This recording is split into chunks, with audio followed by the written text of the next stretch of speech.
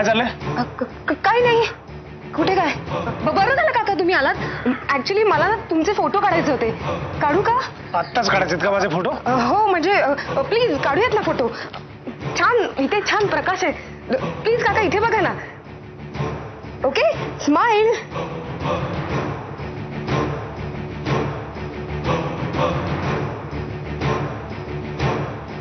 गोरख काका कुठे आहेत? दिसले नाहीत. त्यांचा काही पत्ता नसतो. गेले असतील कोणाला तरी मदत करायला. मग कधी येणार आणि आम्हाला या गावाच्या बाहेर कधी सोडणार? त्याची काळजी तू नको करूस. नारायणी ताई करेल सगळं नीट. आणि मला माझ्या सुंदरशी बोलायचं असलं तर? आधी तू कपडे बदलून घे जा. नंतर आपण ठरवू. जा जा लवकर तयार हो जा.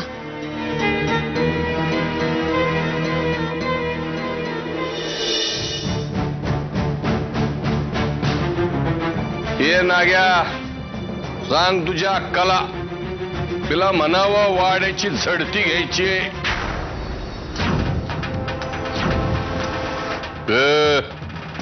बघतोय काय? चल. माझ्या प्रश्नाचं उत्तर नाही दिलंस तू.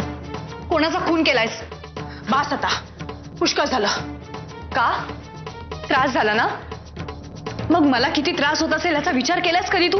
नारायणी, जे घडून गेलं ते समजून घ्यायला तू खूप लहान आहेस अजून. याच परिस्थितीने मला मोठं केल्याचं समज. सांग आता. हे बघ, सांगेन मी तुला सगळं सांगेन, पण योग्य वेळ आल्यावरतीच सांगेन. आणि आत्ता ती वेळ आलेली नाहीये. तुला कळत नाहीये का? अक्का अक्का, तात्या झेंडेला घेऊन आलाय. घराची झडती घ्यायची म्हणतोय.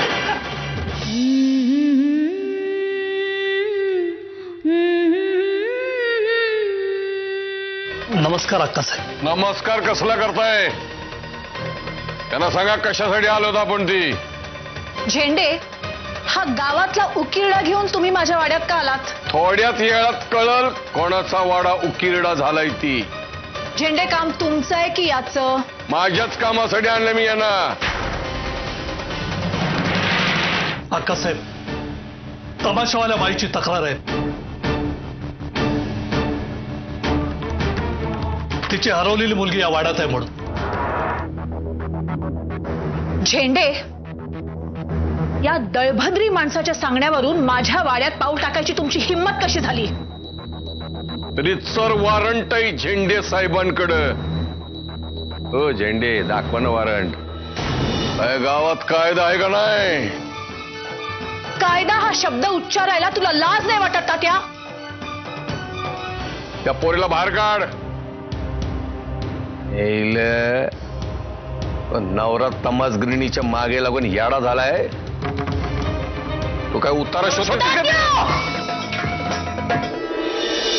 मावशे, अगं ए मावशे, ए मावशे. काय रे सुंदर्या, आता काय झालं? काय म्हणली होती? आनंदी अक्काच्या वाड्यावर आहे म्हणून ना? होय, मग तात्या जाणार आहे ना पोलिसांना घेऊन. वय वय गेला होता तात्या पोलीस घेऊन अक्काच्या वाड्यावर. पण आनंदी तिथं नाही.